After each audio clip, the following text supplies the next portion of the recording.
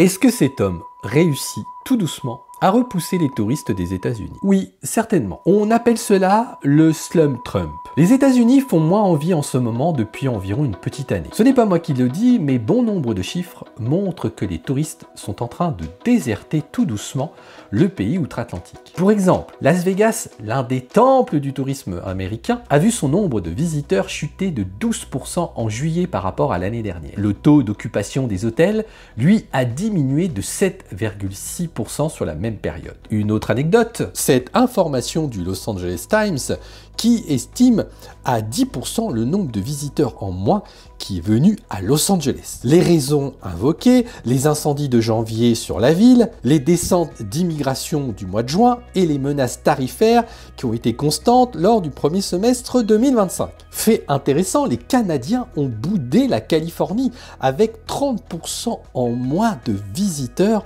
en juin et juillet. Et pour finir avec cet article, Yosemite a signalé une baisse pouvant atteindre 50% des réservations avant le week-end du Memorial Day, ce qui est colossal. Mais la statistique qui m'a le plus marqué, c'est celle-ci. Tous les pays de l'ONU du tourisme, soit environ 160, ont vu leur fréquentation augmenter lors du premier semestre 2025, tous sauf les États-Unis. Autre preuve du désamour des États-Unis, ma chaîne YouTube qui voit depuis le début de l'année une érosion de 10 à 20% des vues sur certaines des vidéos concernant les États-Unis. C'est peut-être pas lié directement, mais la coïncidence est quand même étrange. Avec toutes ces informations, vous avez là la première raison d'aller de l'autre côté de l'Atlantique. Il y a moins de monde sur le papier, moins de touristes, donc en théorie, une meilleure expérience. Ok, ça ce sont les chiffres, mais en vrai, ça donne quoi? Vous voulez le savoir? Avoir un retour du terrain? Eh bien, ça tombe bien,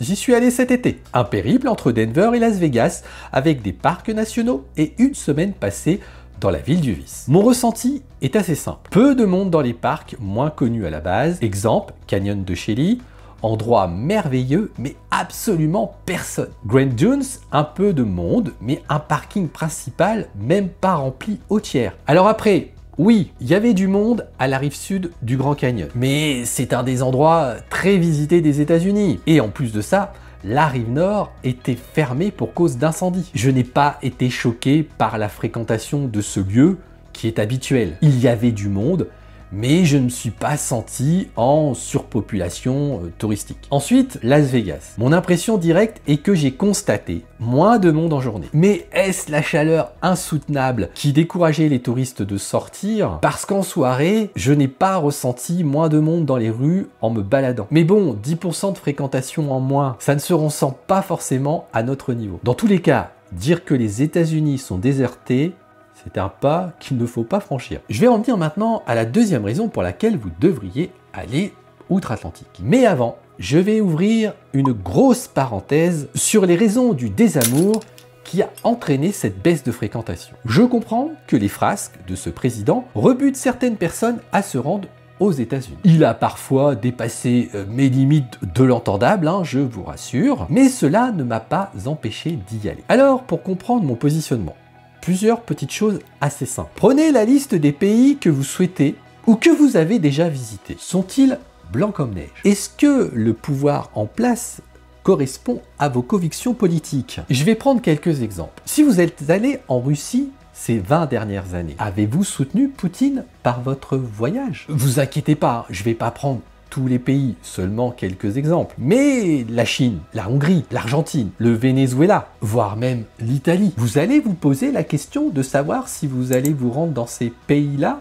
par rapport à vos convictions personnelles. Et autre chose, le boycott que l'on peut faire des États-Unis pénalise hélas plus le petit citoyen lambda qui bosse dans la station-service, le supermarché ou le restaurant que vous allez fréquenter. Parce que j'en profite par la même occasion pour vous rassurer, je n'ai ressenti aucun changement aux États-Unis.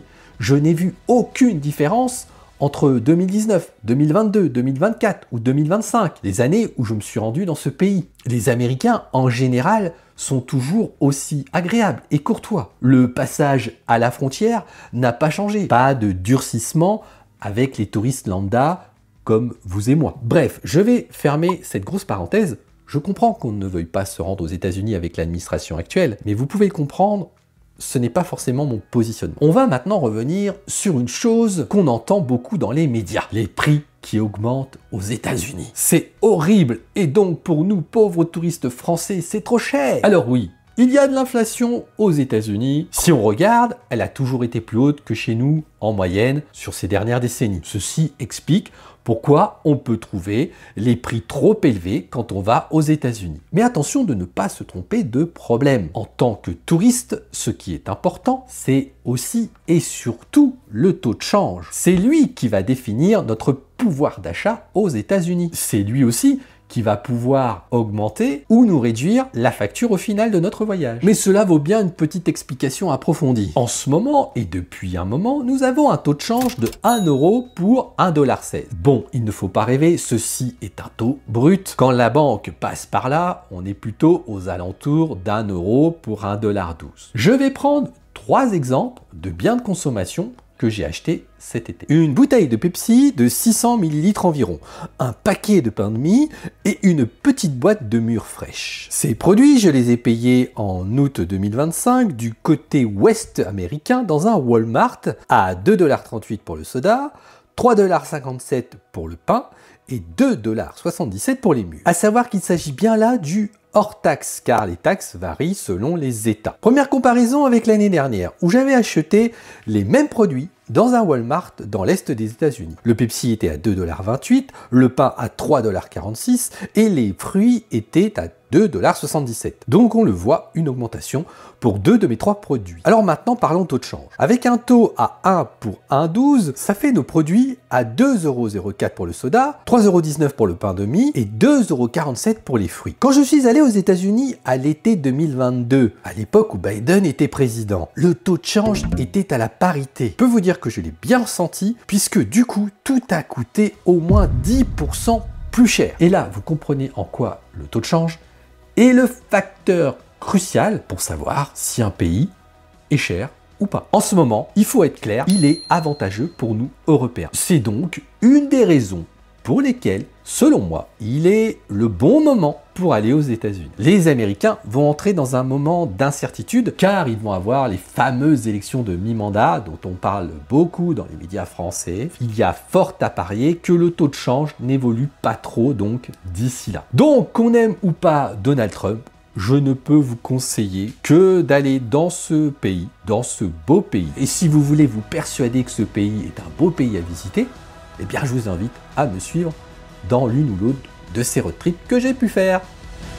Allez, à tout de suite!